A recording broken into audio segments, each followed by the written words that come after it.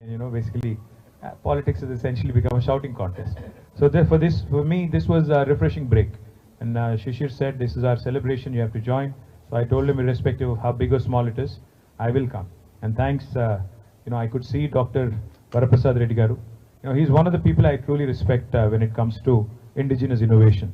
He's one man who single-handedly, literally, built brick by brick the vaccine ecosystem of Hyderabad. I commend you, sir. I compliment you, and I compliment your efforts.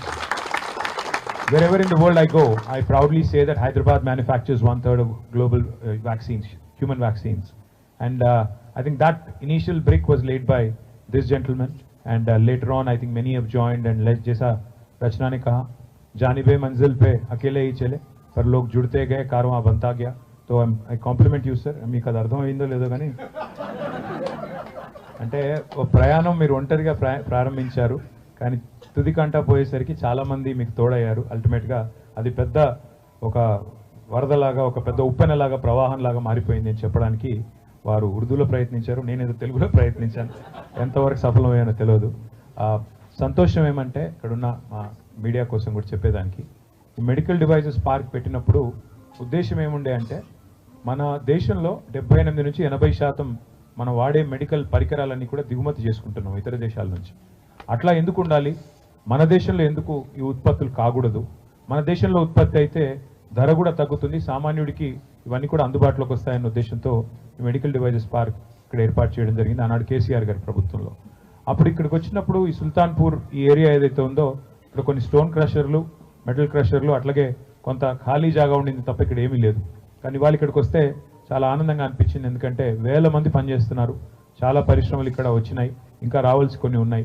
తప్పకుండా నాకైతే విశ్వాసం ఉంది, ఈరోజు ఇక్కడ జరిగిన పరిశోధనలు కానీ ఇక్కడ వారు ప్రవేశపెట్టిన ఉత్పత్తులు కానీ చూస్తే చాలా సంతోషం వేసింది.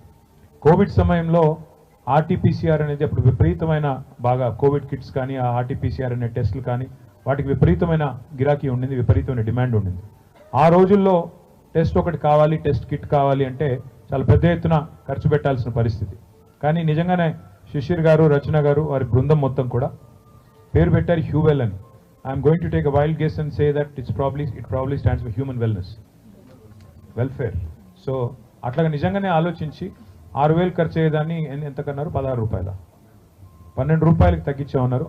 అల్టిమేట్గా నిజంగా కూడా కేసీఆర్ గారు ఇప్పుడు మాకు ఒకటే చెప్తుంటారు, సామాన్యుడికి ఫలాలు అందించని పరిశోధన నిష్ఫలం, దానివల్ల వ్యర్థం అని. అంటే టెక్నాలజీ అనేది ఉంటే కూడా, సాంకేతికత ఉంటే కూడా, దానివల్ల సామాన్యుడికి లాభం జరగకపోతే అది వేస్ట్ అని చెప్తా ఉంటారు ఆయన.